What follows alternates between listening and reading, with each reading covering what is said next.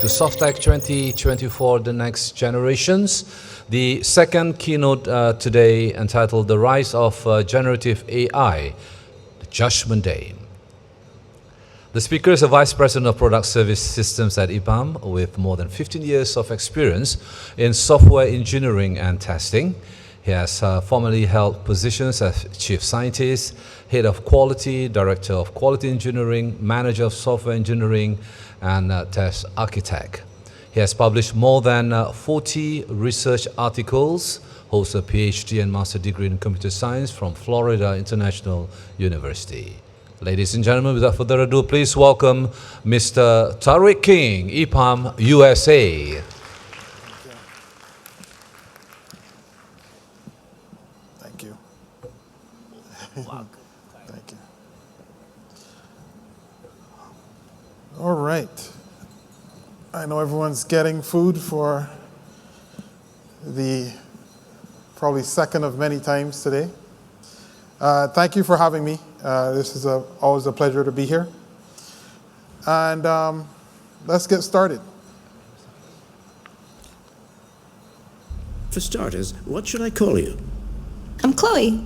And you, what's your name? Oh, John. My name is John. Delighted to meet you, John. Could you tell us a little about yourself and what you can do, Chloe? Of course. I'm the first personal assistant built by CyberLife. I take care of most everyday tasks like cooking, housework, or managing your appointments, for example. And I understand you're the first android to have passed the Turing test. Could you tell us a little more about that? I really didn't do much, I just spoke with a few humans to see if they could tell the difference between me and a real person. It was a really interesting experience. But this is the first time in history that man has created a machine more intelligent than himself. I gather your brain can perform several billion operations per second, is that right? Absolutely, but I only exist thanks to the intelligence of the humans who designed me. And they have something I could never have. Really? And what's that? A soul.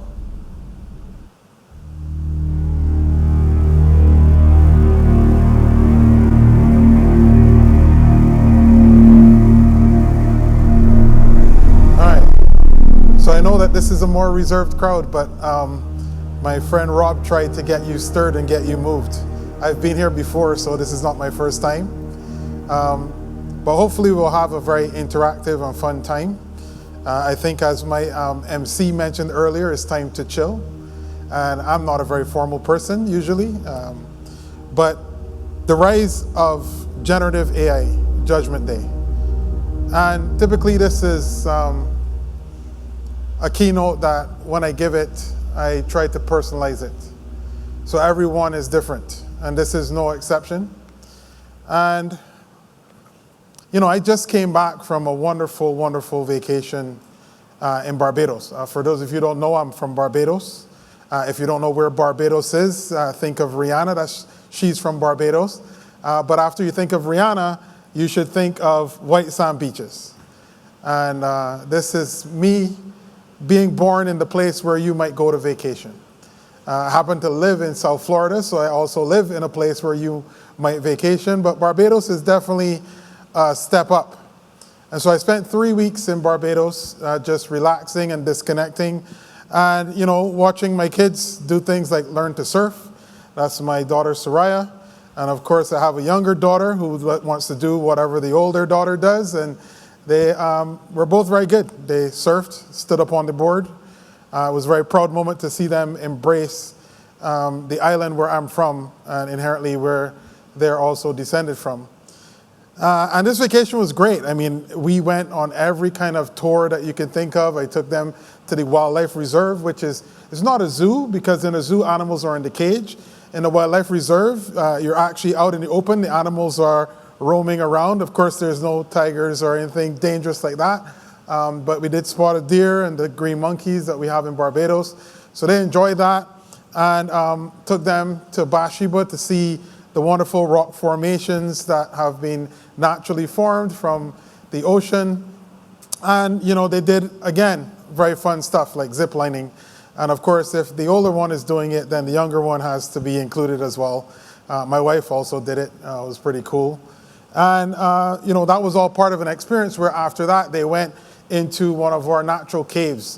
This is a video from Harrison's Cave that I took while we were on the tour. And it's great. I think with a busy life, you have to disconnect. And especially being my home country and my native country, it was also important for me to bring them there so that they could see where I'm from and visit family. That's my mom with my 2 daughters there. And then it was my wife and I's anniversary, so we celebrated on a restaurant called The Cliff, where you're on a beachfront looking at tarpon and stingrays are flying by. And then, of course, vacation was done, and I was on a plane. Actually, I was on a series of planes, but after dropping them back in Florida, I ended up coming over here to do this keynote. And so there's 12 hours in the first leg, and then 7 hours after that, so 19 hours on a plane. There's a lot of movie watching, and I nearly forgot my glasses. These are glasses that give you like a digital screen, and I just watched movies on the way here. And it was a little bit of a bummer that vacation was done until last night, right? We had the speaker's dinner, and I always remember Malaysia and Kuala Lumpur for the food, because y'all eat food every second that you get a chance to eat food, right? Like, we just had the first keynote and there was food, right? And you'll see throughout the course of the day, and it's wonderful. You have Malay cuisine, you have Chinese cuisine, you have Indian cuisine, you have the street markets, you have fusions of European and Western foods. I mean, most amazing thing. But then, I had so much to eat last night, and then after all the travel, I got back to the room and I really couldn't figure out like what I was here to do. Like, kind of forgot, like, why am I even here?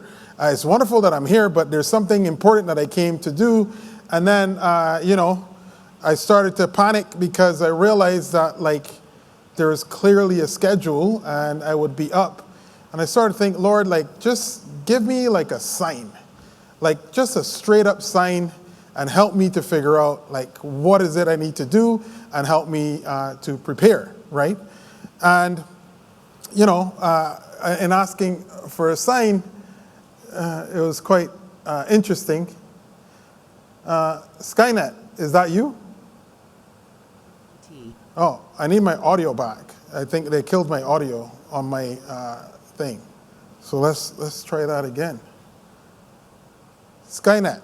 Skynet? No, it's me, ChatGPT. All right, let's not kill my audio, because then we will terminate the whole, no pun intended, terminate the whole show. So, it's kind of interesting that we're here, but I really didn't prepare very well. You saw my audio fail already, and now like I Analyzing sentiment. I don't really have what is going on here. Connecting to super I think I meme. need to present something to you. Visualizing. I'm really at a loss for words. And what is? When you realize it's the night before your big generative AI keynote and you haven't prepared. All right, so. Technology is good and technology is not so good, right? But maybe ChatGPT, since you're so great these days, maybe you can actually help me. Like, maybe you can create a presentation that I can present right now. You can just Accessing talk analyze description. like my talk description, maybe my profile Analyzing as a speaker, speaker profile. and then just do your magic. Generating Just content. create something great. Make Keynote sure it's in the style of my Tariq style, King. because I'm pretty cool and people need to know that this is mine, and it needs to be believable, right? So let's go with that. All right. So now we can start, and hopefully I can follow along with the assistance of ChatGPT. Of course, this is all my content. There's nothing copyrighted here, and we'll go through. I just gave you a wonderful introduction. We'll then talk about the Turing tests and generative AI, which is apparently very amazing these days. And then we'll play a game, because, again, I need to get this crowd moving, and it's important to make sure that we have this game, which I will need the audio for, so I hope they're keeping that up. And then I'll try to inspire you and wrap this up so that we can have our second or third meal break, right? And then go forward. So, and of course, I got a little bit of help, so I should give ChatGPT credit. I guess it's listening along as we go through this. All right, so Alan Turing. You know, right up there with Newton and Darwin, Turing is actually one of the most influential British scientists of all times. And he pioneered the field of computer science, the field of artificial intelligence. He transformed really our society into this digital world that we know today. Each of you has a cell phone. Hopefully it's muted. But, you know, a lot of these things that we see today, Turing saw back then, but maybe he couldn't really vision it the way it would turn out. So he was truly a visionary and innovator. He was one of those visionaries that, you know, you just really couldn't stop him. And one of the most prestigious awards that you can win in computer science, is sort of the Nobel Prize of Computing, is named after Alan Turing, right? The ACM Turing Award. And young Turing was very, very motivated, but also at the same time very, very discouraged. So he introduced this concept of the universal Turing machine that we'll talk about, having a machine that would be able to be programmable to solve any problem. And that model that he was looking at was able to really take what back then was done by humans, which was this step-by-step computation, and allow a machine to actually do that computation. So in his mind, he was like, well, if we can come up with a way to mimic how humans do calculations, right? Humans take a pencil and a paper, and then they calculate these problems. If he could have a digital read-write head, and he could also find a way that he could now actually solve algorithmically these problems that by simulating this calculation, then we could actually build a machine that was not only programmable, that it was reprogrammable. And it was one of these things that I look at and say, well, okay, great vision and accomplishments, he must have had tons of support. But actually, this is not the case. You see, he was very good at math and science, but back in those days, what was esteemed were the classics, literature, and so on and so forth. So he didn't have the support of his parents going down this path. Even his teachers, they did recognize how exceptional he was. And once they recognized this, they did support him. But his classmates, not so much. He was also very quirky. And so he had a lot to overcome in reaching this goal. But nonetheless, he pushed forward. Turing published his paper on his universal Turing machine and continued to move forward and to see what was next for him. Young Turing was motivated by solving difficult problems. And so it shouldn't be a surprise that he actually, during World War I, showed up to be a part of Britain's top secret code-breaking operation during the war. You see, the British knew that they could not out-army the Nazis, but artillery isn't the only thing that lets you win wars. Intelligence is a very important part of that. And so where they had this intelligence network, they started recruiting some of the smartest minds to do so, and Turing was there. You see, the Nazis communicated their messages for the war, a lot of their tactics, over the air, right? Using this Enigma machine, basically messages encrypted with all of these details, which obviously if you could break that code, you could then use the information therein to get a big advantage during the war. Now, it wasn't that easy, and remember I told you Turing was really motivated by solving hard problems. And so this was his motivation. He saw this almost impossible problem that he needed to solve. You see, to decrypt a message, you had to have access to an Enigma machine, but also you needed to know its settings, which sounds pretty straightforward. The problem is that the machine itself had an estimated 159 quintillion settings. That is million. And the settings were changed frequently. So not only was it this astronomical number of settings, but you need to really figure out the day's settings by cracking that code, and then somehow use it to decrypt messages before those settings changed and you could no longer do it any longer. In other words, Enigma was this unbreakable machine, and Turing wanted to break the unbreakable. So, how did Turing actually crack this Enigma machine? You see, Turing had been dreaming of his universal machine, and he also felt that since the Enigma was such a sophisticated machine, that using men alone to beat the machine would not work. You see, you needed to design and build a more sophisticated machine to beat Enigma.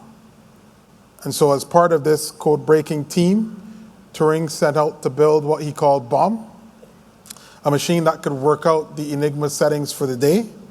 However, things didn't really start going as planned. You see, initially his own team members were not very supportive. He was met with a lot of anger, fear, and even skepticism, and even disgust. Like, what are you doing? You're putting all this effort into this machine, and we need to be cracking these codes to figure out how to decrypt these messages. See, Turing didn't have any results to show for his effort. He was just believing in this machine, and even if there was progress and the machine could get some of these settings figured out, there were no results to show, right? He hadn't decrypted a single message with this machine. So you couldn't get meaningful intelligence in time, and yet Turing was still adamant that this is the only way that we were going to solve this problem. And he wasn't only fighting against the war with the Nazis, but with time. As time continued to go on, the food supplies were being destroyed and people were starving and dying throughout the war. So, Turing continued to be patient and yet persistent. You see, his means for success was not focused on the short term, the number of messages that he could decrypt. Actually, he had not a single message. Instead, he kept his long-term goal in sight.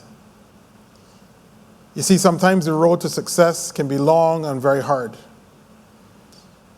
and which is why that can usually be the road that less people travel on. Nonetheless, it requires you to stay very focused on your goals and keep pushing forward, even when it appears that there's no progress being made. It takes faith, quite frankly. And when others did not believe, Turing believed in himself. He even believed in his team once they came around. And for sure, he believed that this machine was the way to go because of his faith. See, his faith was the substance of things that were hoped for, but there was no evidence that they would actually come true.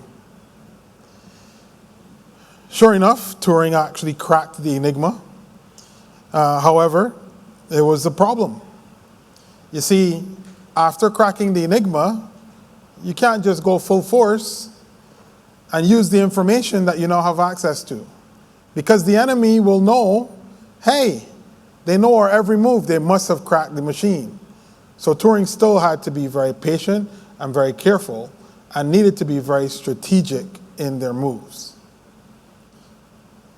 So Turing would feed the intelligence very slowly and wisely to the Allies over a course of time, and they would operate in a way that it was not necessarily detectable that they had broken or cracked this machine.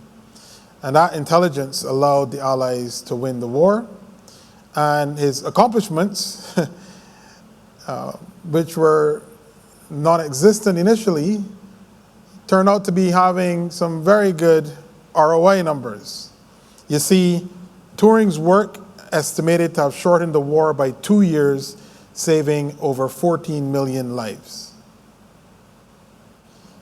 After the war was over, the British intelligence still had to keep these things secret for over 50 years. So Turing was very impressive. Even after that was done, he continued to believe in his machine.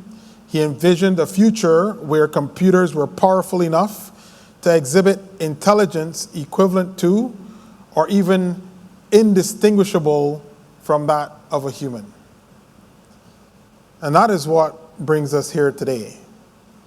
He postulated the idea of wondering, can machines think? And so let's take a look at that problem. Can machines think? This was computer science pioneer Alan Turing's question in 1950 at the dawn of artificial intelligence. The thing to remember is computers were giant room-based vacuum tube devices, but they were doing things that humans were doing, particularly breaking codes, solving math problems. So they started to think, can this go further than that? What can they do that humans can do? Can they do what humans can do? Alan Turing came up with what he called the imitation game. We later called it the Turing test. But to determine if machines can think, don't we need to define intelligence? No one could really just agree on what the definition of intelligence was. And he said, no, it's not important. It's all about behavior. Can they do what humans can do? Put simply, the Turing test places a computer in one room and a human in another room. Then a researcher asks questions to both, and if the researcher can't tell the difference between the human and computer, then the computer is displaying human intelligence. And if we think humans are intelligent, then we must think computers are intelligent as well. So can they do what humans do? That was his bar and his criteria. See, for Turing at that time, it was all about having a conversation and answering questions. Can those responses be indistinguishable from humans? One of the people that really took a big objection to Turing's imitation game was Ada Lovelace. Ada Lovelace was known as the Lady of Numbers for her mathematical abilities. She worked on calculating a sequence of rational numbers cited as being that of the first computer program, making her the first programmer. And one of the reasons that the programming language Ada was named right after her. You see, Lovelace looked the position that machines can only do what we order them to do. So she took that position. And until machines can actually originate things, then only and then can they be considered to be intelligent. And so she challenged Turing and pointed out that it was really going to be more than just this conversation. But we've been able to do a lot with artificial intelligence. We've been able to program computers to classify things, including giving machines eyes to see, right, through computer vision, and also the ability of computers to hear through audio recognition. And, until recently, though, it wasn't really that possible to get computers to create things. But now we're living in the era of generative AI. And we're all here gathered at this conference event to focus on this very topic. And so what am I talking about when I'm referring to generative AI? Well, first of all, we're talking about algorithms that can now be used to create things like natural language, things like audio, things like images and videos. And it can do so automatically with little to no human intervention. And so there's a couple different advances. The first one, which is very fond to me, is the use of what are called generative adversarial networks. And so here, you have an interesting problem set up. You're trying to generate things, and the way that this is structured is that you're also going to recognize that I can use a machine to generate things, and if I can use another machine, I'll call it a discriminator, to actually analyze and determine if the thing that was generated was real or fake, then I could use that discriminator to then make the generator better, right? So if I'm creating counterfeit money and I have a machine that can tell me, well, it's counterfeit because this is wrong and this is wrong and this is wrong, well, now I can use that information to make the generator better. This doesn't sound like a good use case, but I guess if you're a criminal, it works out. But you get the idea. So, GANs, pretty cool stuff. Look it up if you aren't familiar with it. And of course, we are all familiar with transformers. And, you know, I think the last 2 years have definitely felt very interesting with ChatGPT coming on the scene. But this technology was out for a while, right? The transformer started with that seminal paper, Attention is All You Need. And then we had GPT-1, GPT-2, GPT-3, all the way now, I guess, GPT-4o, and a lot of speculation on what GPT-5 will be like. But these pre-trained transformers really are revolutionizing natural language processing and our ability to have machines generate natural language and have conversations. And so these are groundbreaking. And generative AI, and if you look at the timeline, just continues to progress. And who knows where we will be at this time next year. It is moving faster than anyone had ever thought. It seemed like for a long time I was dealing with a lot of skeptics, and there's still skeptics about this technology. I'm not saying that you blindly trust it, but there are people that thought it could do nothing until they got it in their hands and they could see and interact with it. And so we have this imitation game that we can try to play. And so this is where we're going to try something different at SoftTech with my very reserved crowd of people. I want to play a game with you, and the only thing it will require you to do is raise your hands. I'll try to keep it at that because I know there's not anyone here who's going to be jumping up and down besides Rob and myself, right? So can we do that? Can we play a game? Oh, wow, I got a response audible. Okay, great. So let's play this imitation game. And we're going to start with painting, all right? So this is our painting imitation game. And you're going to just have to tell me which one of these is real or which is fake, or maybe both are real or both are fake, right? So let's do that. Let's start with A. How many people think A is a real painting? All right. By show of hands, how many people think that A is fake? Okay, couple there. All right, what about B? Real? Fake? See, we're failing already. All right. All right, so in this particular case, A is real and B is fake. So give yourself a round of applause if you got it right. I see everyone clapping, but not everyone got it right, right? All right, that was the easy one, by the way. This is easy stuff. You should be getting all this correct. All right, next one. All right, more art. A, real? One or two people, this is very few. Fake? Okay, majority is fake on that one, all right. B, is it real? Okay, fake? I think we did pretty good on that one. I will give you all that one. So in this case, A is fake and B is real. Very good, round of applause. All right. All right, this is easy stuff though. Let's make it harder. All right. All right, here we go again, more paintings. A, real? Oh, only one or two people. B, fake? All right. So I'm guessing then that people think that A is fake. Let me see hands. Okay. And that B is real. Okay. That's consistent. See, I made sure that y'all were listening and paying attention. Right? And we failed that one terribly. A is real and B is fake.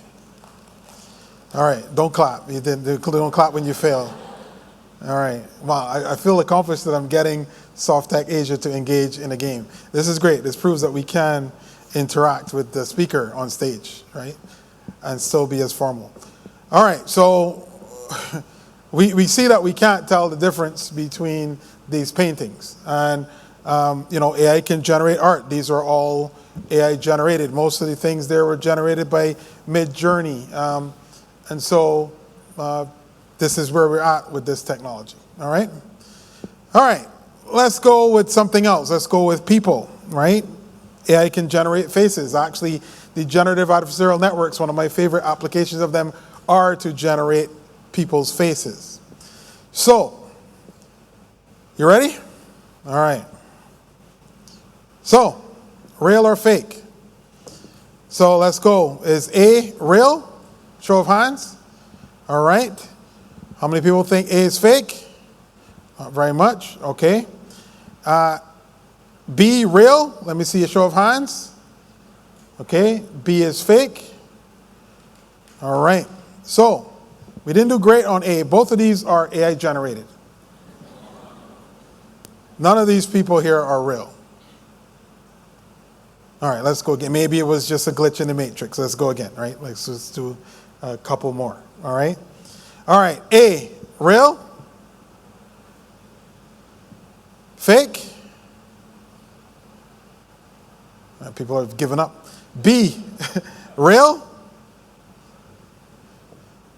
B, fake? Wow, a lot of people think. So these are both real images. Real people.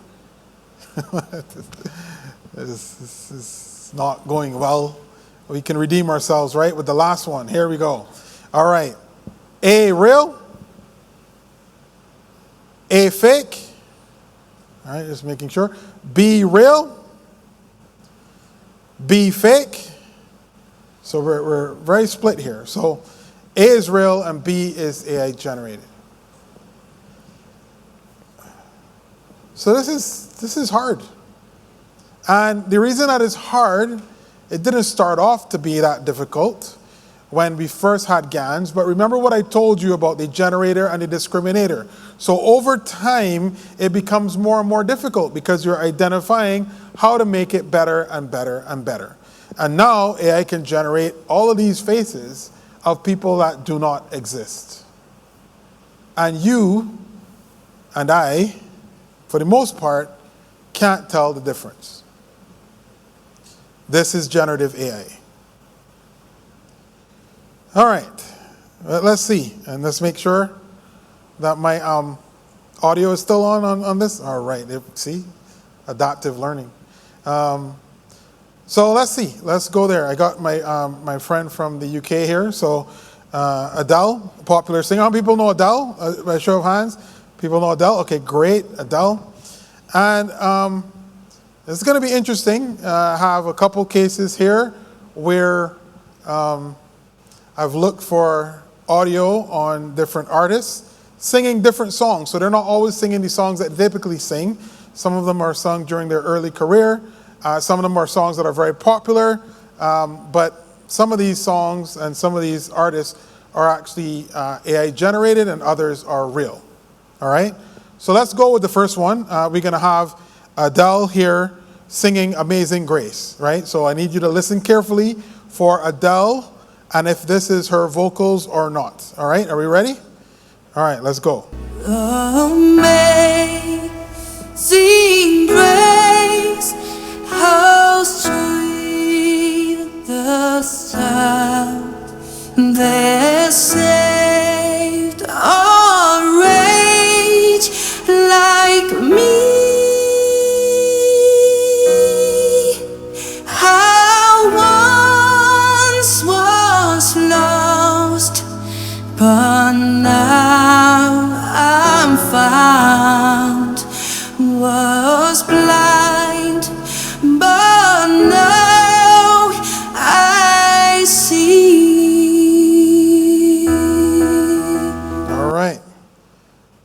is it Adele? Is it real? Let me see a show of hands. Real? 2 or 3 people. Fake? All right. So, not going to tell you yet. Going to let you hear the next one. All right. So here's Adele singing her popular song, Rolling in the Deep. All right. This very famous song that she sings. But, you know, again, like this previous one, live performance. All right. We could have had it all, rolling in the deep. You have my heart inside of your hands, and you played it to the beat. Could have had it all, rolling in the deep. You have my heart inside of your hands, but you played it, you played it, played it, you played it to the beat. All right. Real? Fake? Or split? But I'll give you this one. I think you did okay on this one. So A is fake and B is real.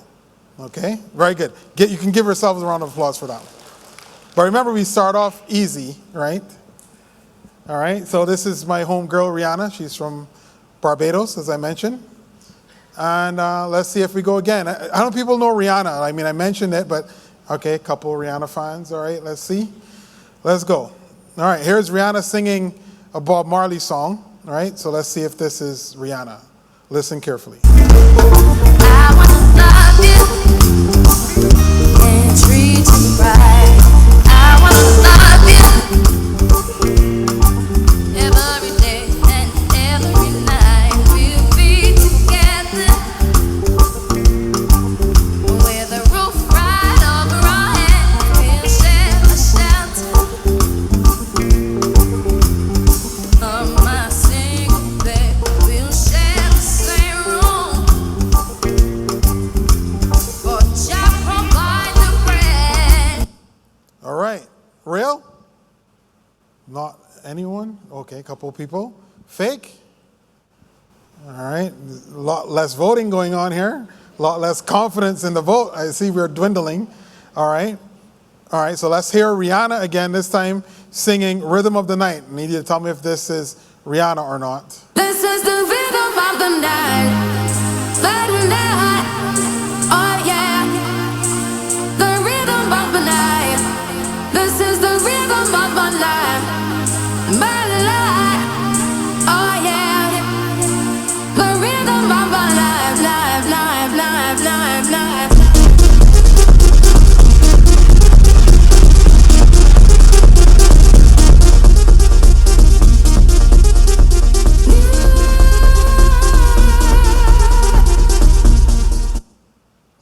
All right, let's go back there.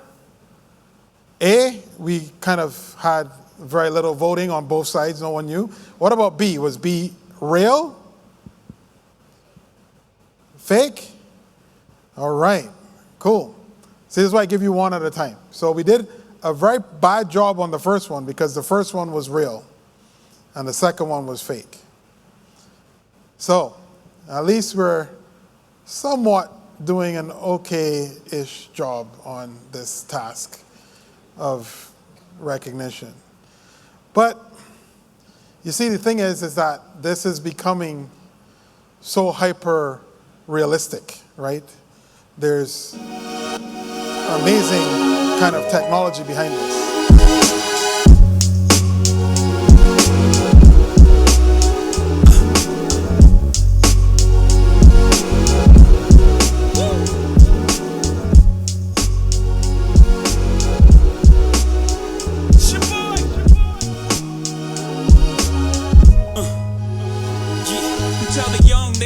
Become what they aspire to. Born in a cell with no one who can inspire you. Your highs was never as. Now you see, when I first heard this, I was kind of blown away because it sounded so much like Jay-Z that it was hard for me to believe that this was AI generated. And then the implications that come along with that are crazy. But AI is actually quite amazing at this level of generation. And, it's scary. And as we mentioned earlier, as I was looking at the scrolling that was happening as we went throughout, AI is being applied to everything, including all of these different types of media, but also software engineering. And the question becomes, could you even start to give me an answer as to whether this code was real or fake?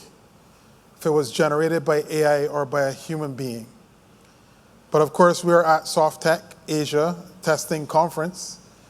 So what about tests? Can you tell the difference with these automated tests? I can tell you already, no, you can't. I'm not even going to bother trying to go through this part of the exercise, because at least we had like an inkling of a chance with the audio and the paintings and so on and so forth. But it becomes even harder as we go on into the software process. And so we have to ask ourselves, are we moving towards general or even super intelligence? Is this where AI is taking us? Or is it time to really look back and revise the Turing tests, because maybe his test was a little too simple? We always say that when we solve a problem that couldn't be solved before, right? It doesn't seem impossible till someone does it, right? In the words of Nelson Mandela. But there's been many variations to the Turing tests. And yes, some people say it's fundamentally flawed. But it also means that it can't be improved, and there's several versions of this.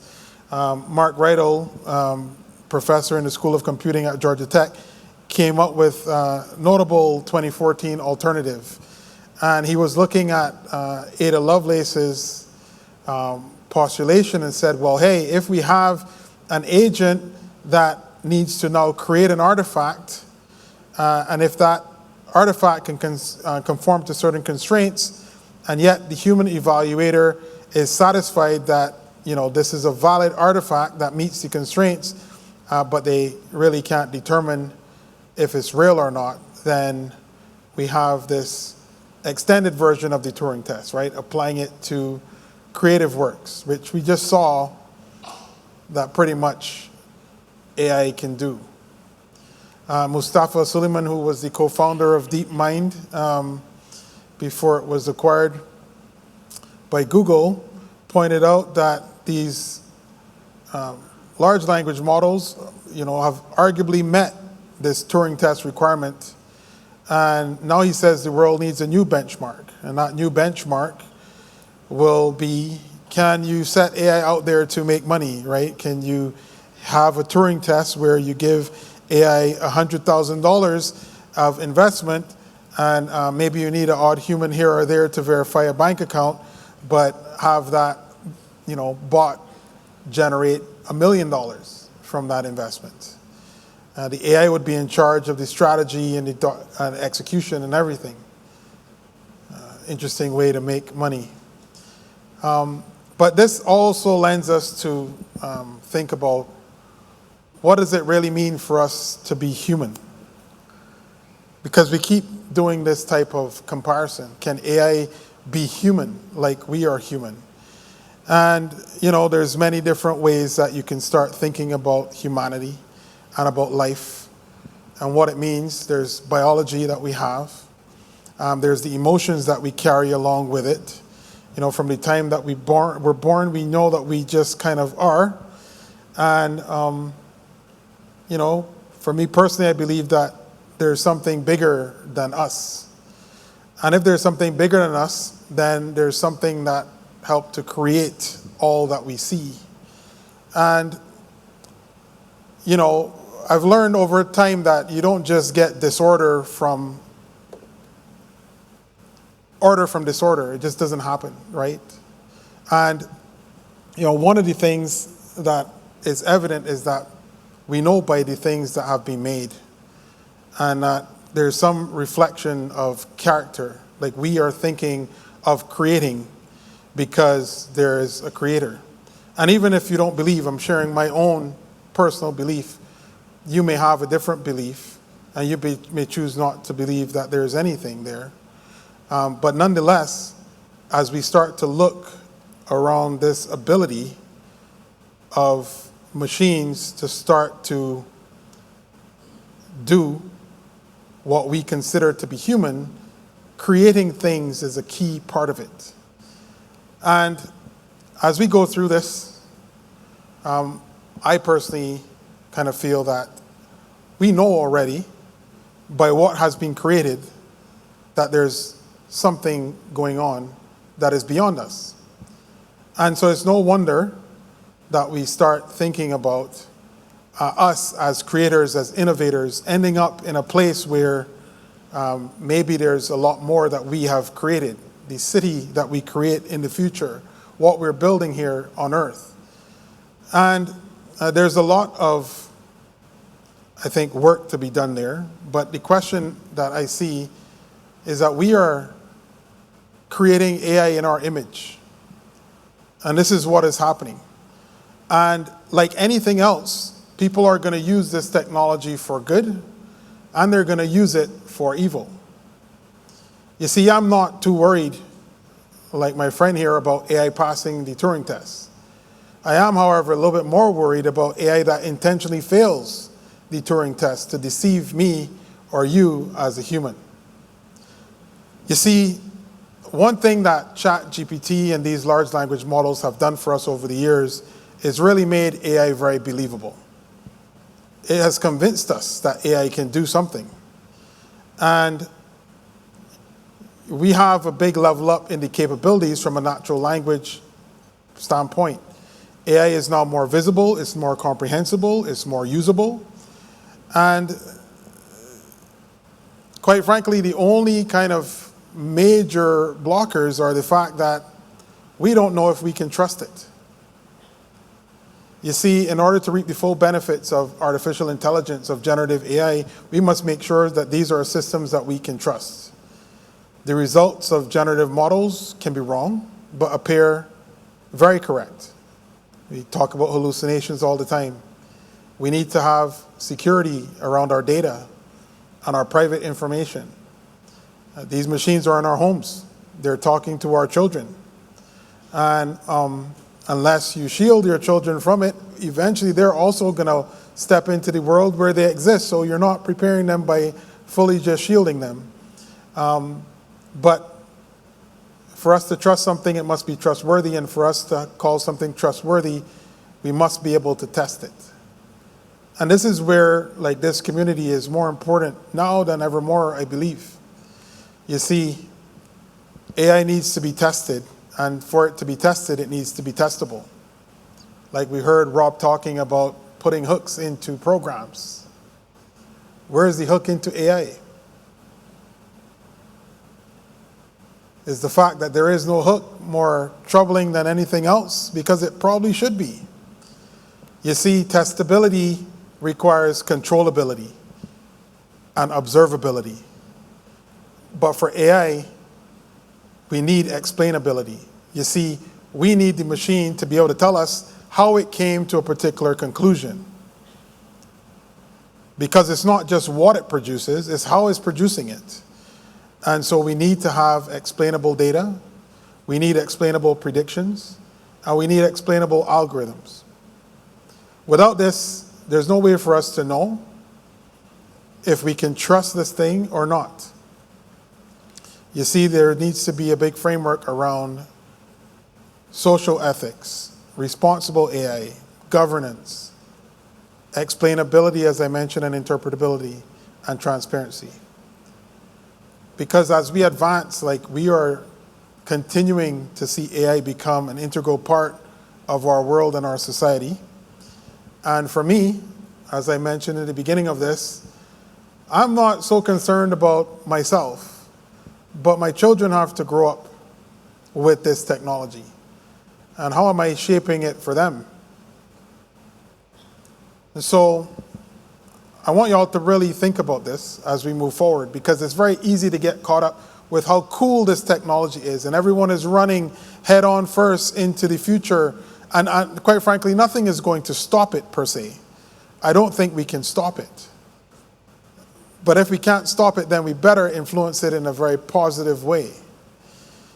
And so, to wrap this up, I have a not so grand finale. Of course, I wouldn't leave you all feeling gloom and doom. That's not my purpose here.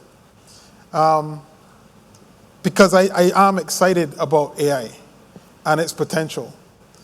And, you know, I thought from when I first came up with this talk that the next iteration of this has to be about making AI more human. And so I went about to try to see if I can find a way to use AI to summarize and wrap up this talk for me in a very creative way. So let's see.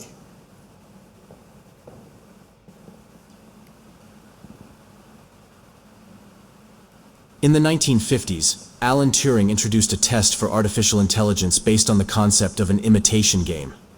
The idea proposes that if a machine can mimic natural language conversation so convincingly that it becomes indistinguishable from a human, then it has exhibited artificial intelligence.